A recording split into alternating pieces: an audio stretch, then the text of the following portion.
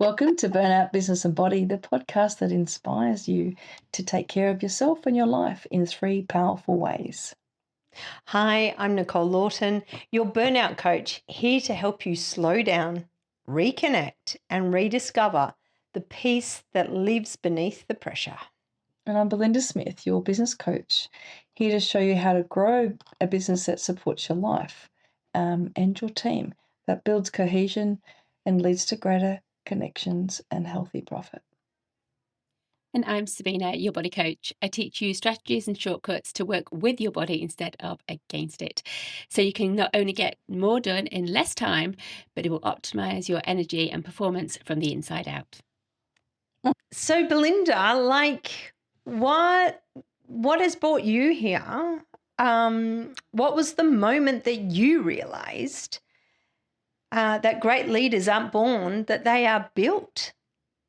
You're talking about me? I am talking about you. It's enough about me. Let's share the limelight now. Oh, that's very sweet.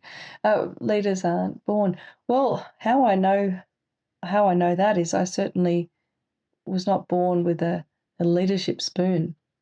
In fact, I was probably pretty crap at it. It's not something that, well, there's elements of leadership that come naturally, the care for others. But how to deliver it and what to do, there's a lot of manuals, but they're not given to you. Yeah. You're kind of just working in leadership or you're working in a space, actually not leadership, but you're working in a space and you're good at your job. And maybe, let's say there's 10 of you in a team and you just happen to be the one that's a little bit more studious, the one that comes in a little bit earlier than everybody else.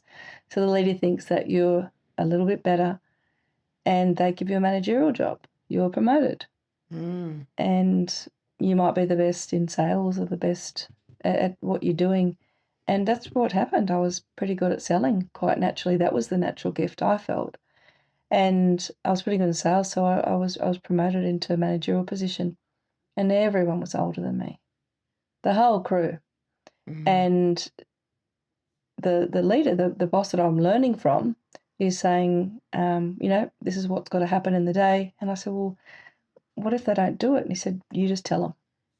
Tell them to do it. And you just go do it. And so I said, well, I'm having a struggle because I'm quite young. Now, I'll tell you how young I was. I was 17. Wow.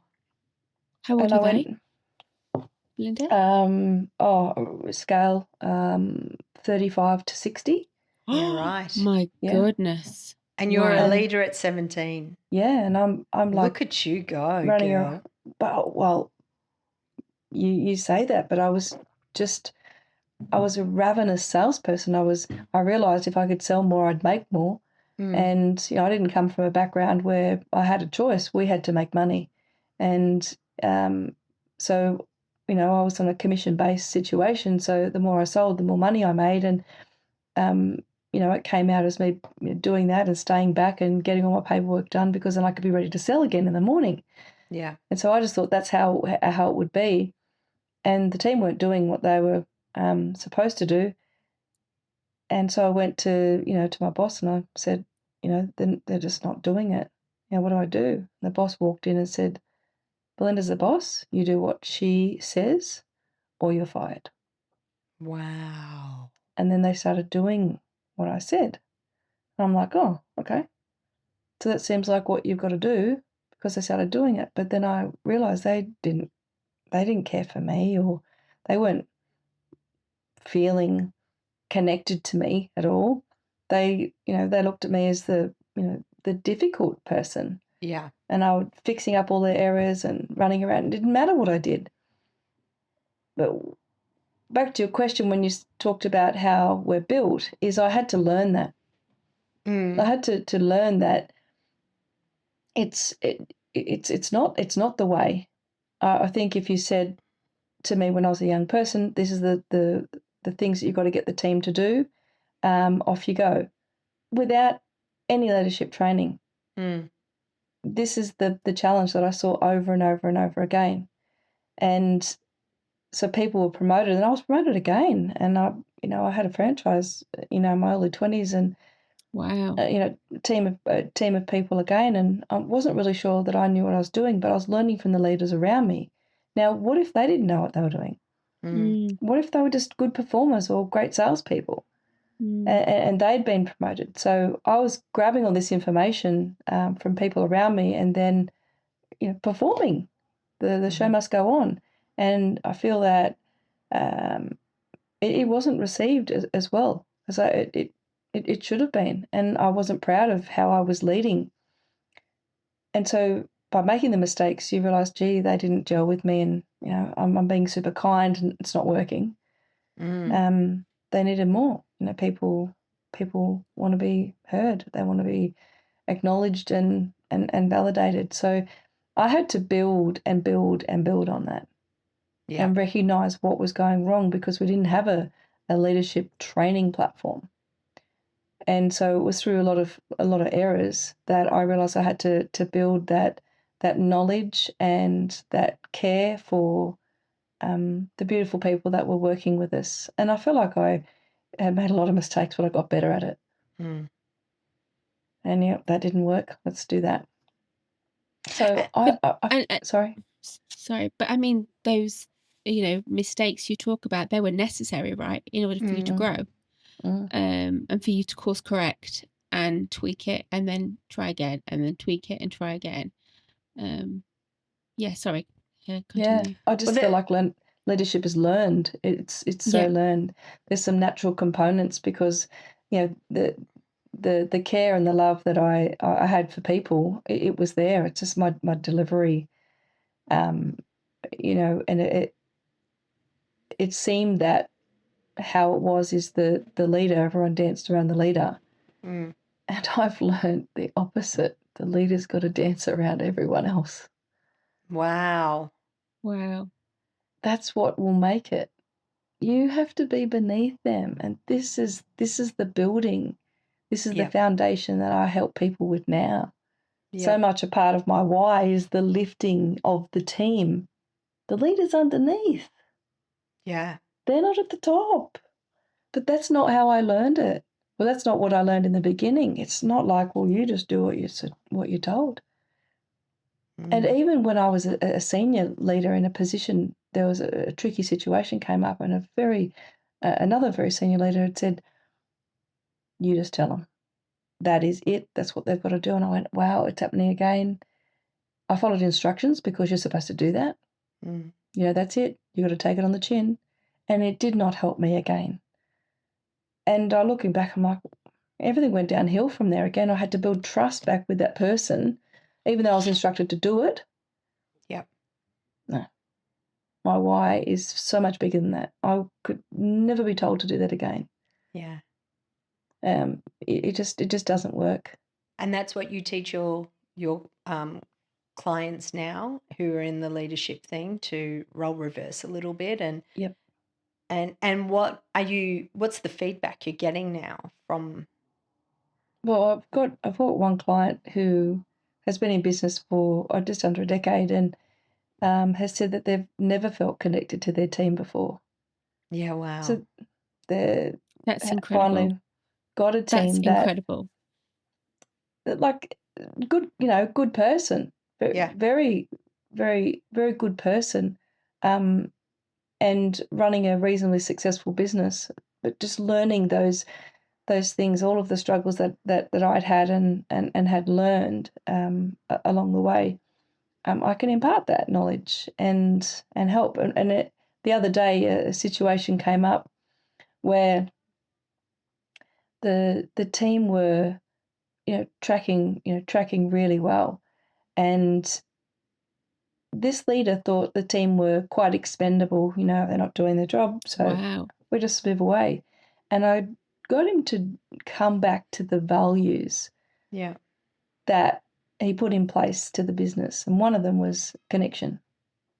And this business owner is like incredibly connected to clients, incredibly connected, has a huge value, very kind, huge value of being connected to all the customers. So beautiful customers come along.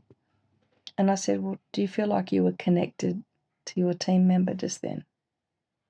And they said, no. I said, the values are about you. They're not just about what you want your team to deliver everybody else. It's about what you're going to deliver them. And all of this is a learned experience. Yeah. It's not something I could have made up. It just becomes my drive now. And without that connection, how can you have a good working culture, like the culture of the business and the work, like why would anyone want to do what you're expecting of them if you can't understand who they are or they don't feel connected to you? Yeah. Yeah, absolutely. But tying everything back to your values makes that, there's 9 areas of vision when I'm working with a client, and one of them is standards.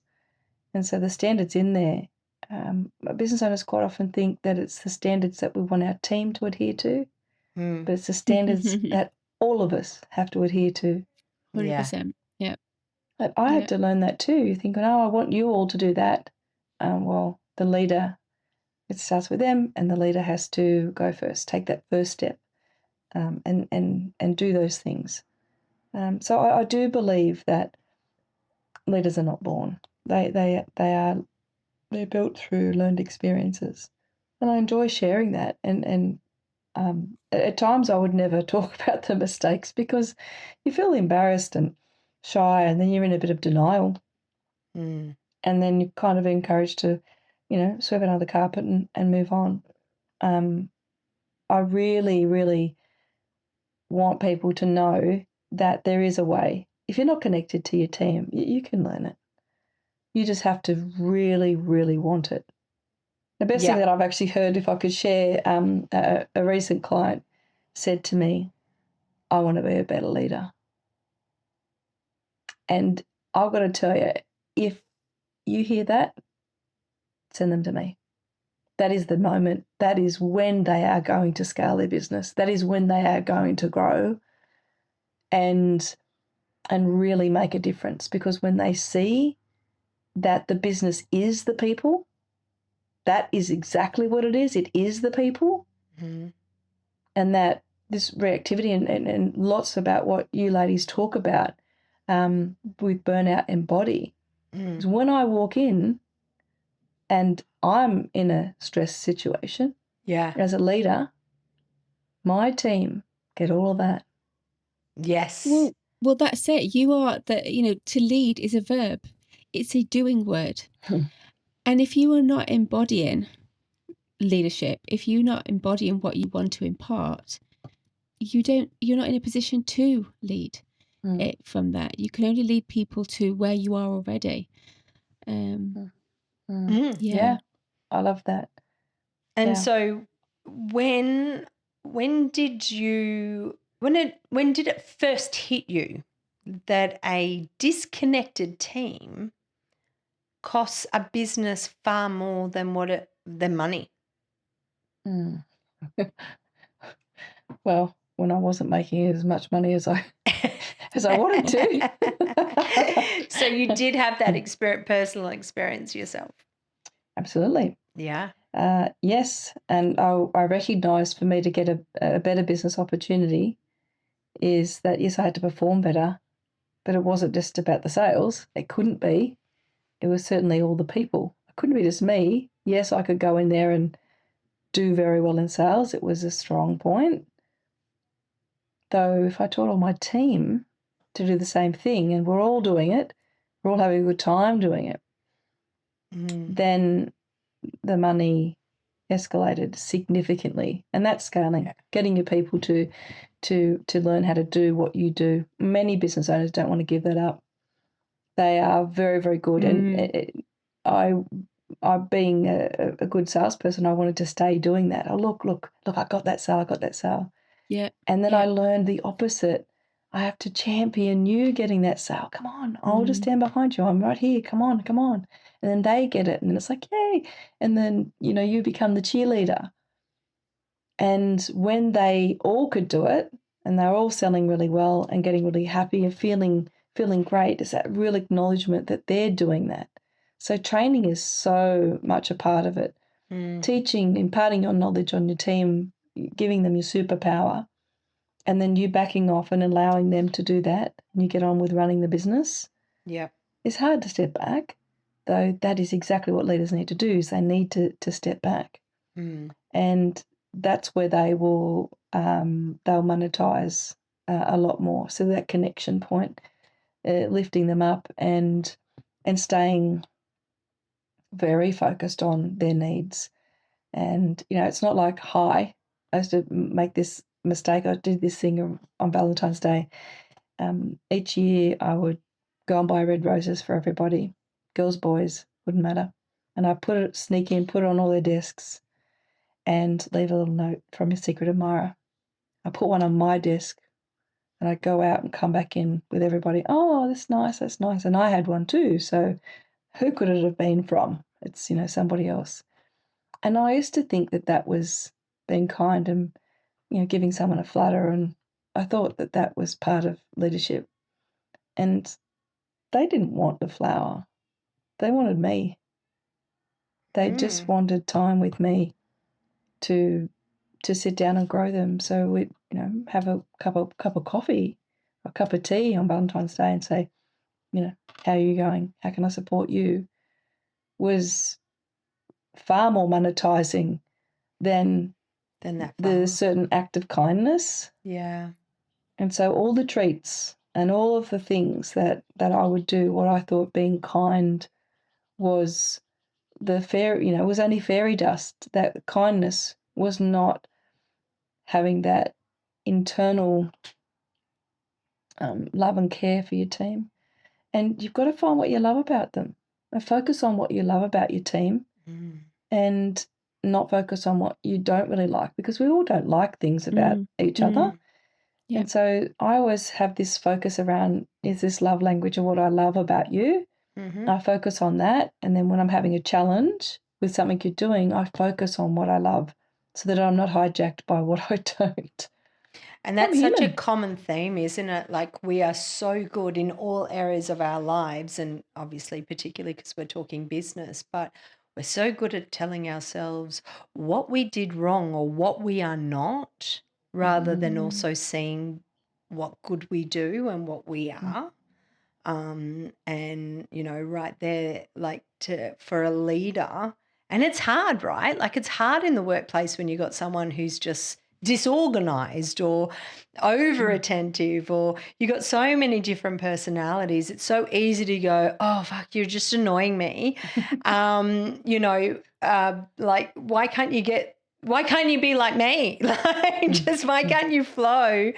So to have that skill to go, actually, that's your default, but over here, that's your gold. And I really love that gold about you, and really empowering more of that gold. Oh, wow. What a huge, huge message. Just something you just said there, Nicole, I've got to add. In business, I've got to share this because it was a personal experience for me as well, is, when you're looking for gold or you're digging for gold, you're going to find gold, right? That's what you're going to find because you're looking for it. But when you're digging for dirt, you're going to find it. You're going to find dirt. Yeah, 100%. And so no matter if you've got a good performer on your team and you're not looking for it, you're not going to see them in that light. Yeah. And so this is where, a lot of people, can move away, lose jobs, be misunderstood, because if people are digging for the wrong, I guess, commodity or the wrong thing, then they're going to find the wrong thing. Because anyone can make a report say what you want it to say. You just move the figures, right? You can shift them, run a report 6 different times to prove a different thing and say, well, the point I'm trying to prove is this point. So if the figures look this way, then I can say I'm going to go and do that. But I don't want to dig for it. So I just want people to dig for the gold, keep looking for what they love about people and what's great. And even with you ladies and how, this team champion each other for what is good. No one's sitting there saying, oh, there's a tech issue today or something's not working for our podcast. We're not saying that. And We're if we do, we going have a with good it. laugh, don't we? Yeah, that's right. That's right. We've got to share that. And it's okay to not like things about people. You don't have to share them. No. I find that with siblings too, but that's a whole nother conversation. That's a whole nother podcast, isn't it? It sure is. After the thirst. I really like that because I never realised, I know a little bit about, I know you, but being 17, and I can't imagine how, I suppose for want of a better word, intimidating it must have been. I mean, you took that role on and you will have to tell people that are much older than you what to do. And like you said, no preparation. You've just got to try. You've just got to do it. And there must have been a lot of fear. There must have been a lot of emotion around that, because that must have been hard every day to go in to a workspace where you are so much younger, not talking about a year or 2 years. So kudos to you. That's huge. That's a big win. Thank you. Massive. And I really appreciate you saying that, though the lens I had at the time was quite different. I didn't see it as hard. I saw it as the fact I had to do it. Right? So I was given the job, you better do it or you're going to lose your job. Did you ever, sorry to interject there and cut you off, but did you ever feel like burdened by, if you've got a 60-year-old, I mean, the range was 35 to 60, you said, and that's a lot, like that's mass, that's massive. So they're going to come from a lens of, what does this 17-year-old know? No, absolutely. Yeah. You've got no experience at all, and yet you're our leader. And yes, you're good at sales, but like that was your gift. Did you ever feel really heavily burdened? Like, did they really let you know that they're not really happy taking orders from you because hated me. And hated me. Did they really? No. They did. I didn't know what to do, so I could only go on human instinct, get the job done. That's what I'm paid to do. Yeah. Get the job done. So how did you win them over in the end? Experience. I don't think I won the first team over. Yeah, okay. I don't know if I won the second team over. Yeah. And I don't even know if I won the 10th team over. That's honestly in complete sense. It's just little layers. I feel like I improved along the way. That's amazing. That's amazing. You're saying that, Belinda. That's amazing. You're saying it's that. a lot. It's because it's layers. I feel, Sabina. It's so many layers to leadership and learning. I'm like, that didn't really work. And there's, I don't have a PhD, and I don't have a university degree. Though what I do have is this experience. I have done trial and error. I feel like I've been in a laboratory my whole life. Yeah. And I've been learning and making these errors, and you're allowed to make them in a laboratory. Yeah. You start again, you get paid for it. The big point here is we're not taught how to lead. No. We need to. The moment somebody is promoted, they need that support. They should be mentored. There should be a training program, and they should be asked this question, this one question. My favourite question is, how would you like to lead your team?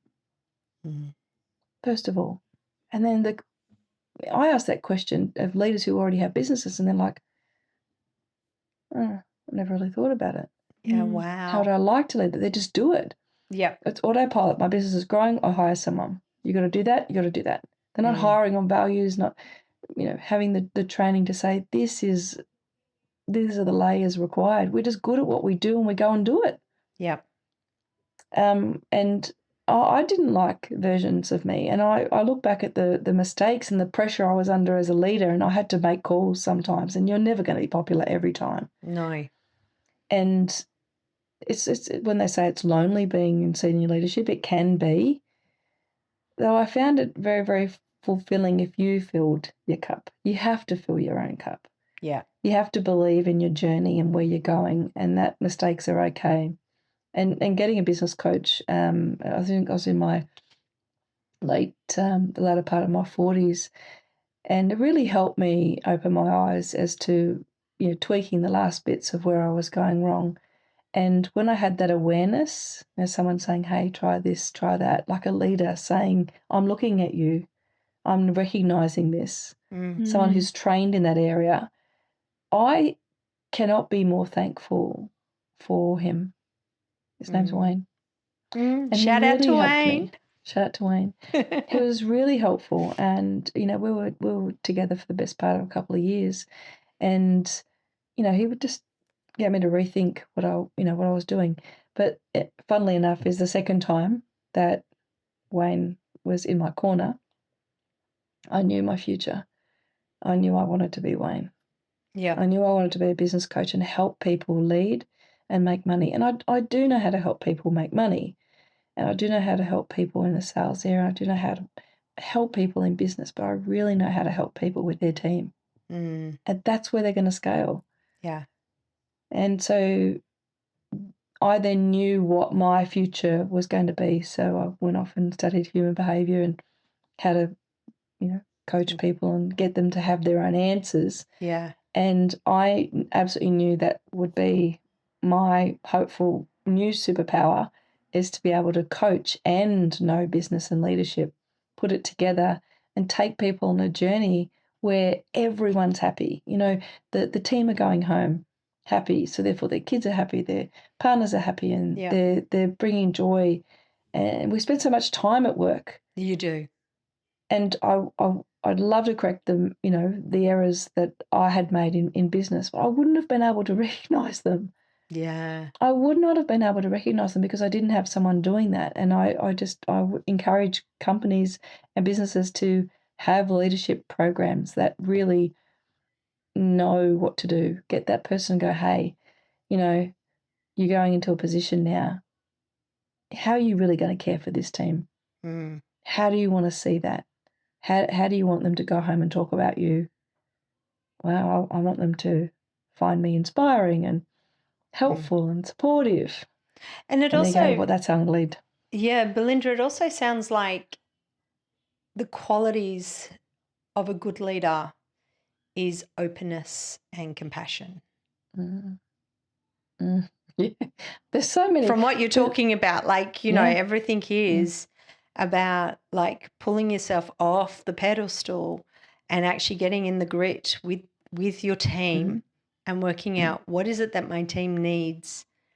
It's supporting what do they need from me to get them to feeling fulfilled within themselves. Like it's quite, but you have to be open, right? You have to be open to different possibilities, different ways. Like I'm sure down the track that if you're ever in a position now that you had a younger mentor trying to teach you something, that you would be open to hear the wisdom of what that person brings, knowing that you actually did learn and grow along the way, but you also had a quality in you. Otherwise, your boss would never have hired you in that position in front of everyone in the first place.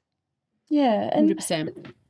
thank you, and it's very, very kind. And I believe there's still people that worked for me 25 years ago that are still my dear friends. So I knew I had a following at some point, and people follow me all over the country at some stage when I'd move positions, and I had a bit of a an entourage. So I knew there were areas of leadership that I was doing really well with. But I wasn't definitely I was focusing on the people that were doing a great job, and the ones that I liked. They were like me and they were working hard, and I saw bits of me in them. They're the ones that I was going really well with. I wasn't focusing on the people that weren't like me, and I want to help people with that.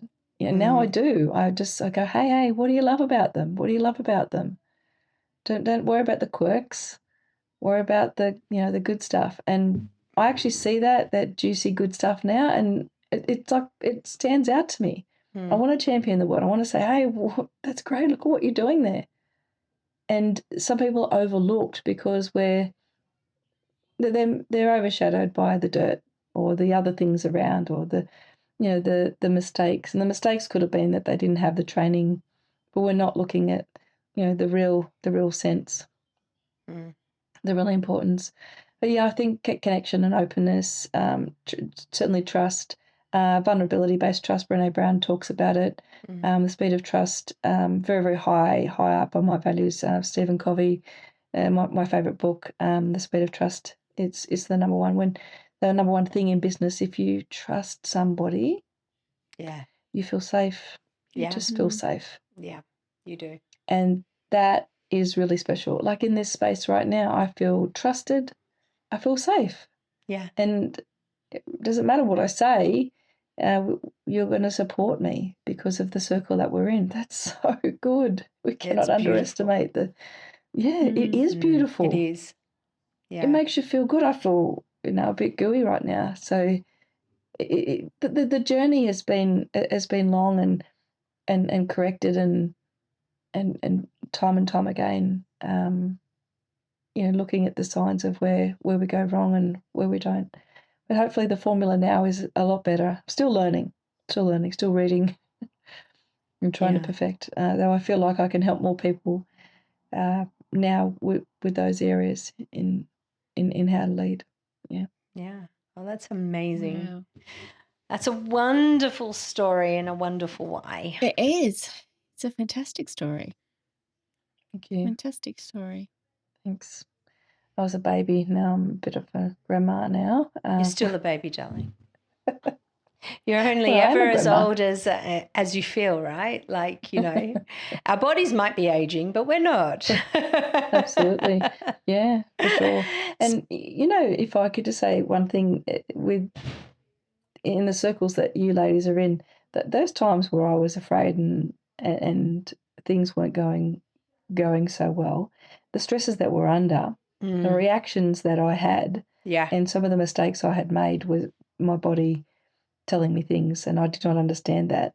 And so if they come out as frustration or disappointment or maybe anger, but they probably came out as disappointment. If something didn't go right, the furrowed brow, it's like, oh, that's not good, and we could have found a better way, and I could have delivered it differently, but my body probably wasn't going as well because I was working so hard and many hours with lots of pressures.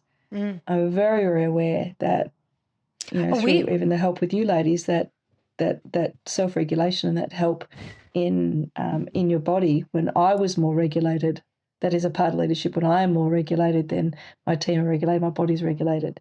100%. And that's a really important point. Yeah, it'll come, come back in. It's a bit of the mouldy apple, isn't it? You put a mouldy apple, and I suppose mouldy doesn't sound very good, but but do you know what I mean? It spreads. It's all contagious. Yeah. And stress is contagious. High performance is also contagious. Self-leadership is contagious. Self-regulation or calming yourself down is contagious.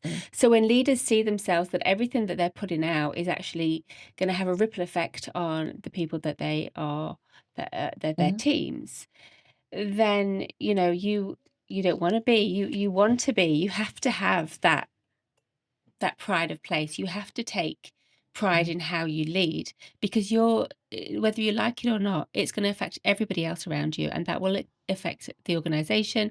Not just that, but when people go home, to their children, how they're emotionally, how they show up back when they go home, if they still at work, because the stress that they've experienced there. So we are in charge of people's contagious lives. That's right, but we're in charge of people's lives. Of how they go home, we really can make such a difference in how that is. But I'm feeling quite itchy around this contagiousness because, yes, well, it does, I think that ripple effect. It does, but it's like the individual needing to understand that whatever's happened in your past, whatever you're feeling with that's not moving forward, it's your responsibility to take care of that side of the fence. Yeah. Because what you may not be recognizing in you at the time is how you are negatively impacting others. Yeah. So whether it's just being just a mum, a friend, a boss, a leader, a co-worker, you know, anyone in any situation, we are affecting others and it has that rippled effect. And if we don't take care of this, our side of the fence, that's on us. It's not actually on the others. Their response to you is because what you've dished out. Yeah, thanks. Some great topics today. Our vision with this podcast is simple. A burnout, business, and body aren't separate. They're connected. And when you take care of all three, you don't just survive life, you thrive in it. We're here to motivate, educate, and encourage you to take care of what's most important, and that is you. If you'd like to know more, follow us. We can work with you individually or as a team to help you improve burnout, business, and body. Bye for now. Bye. See you, ladies. Thank you.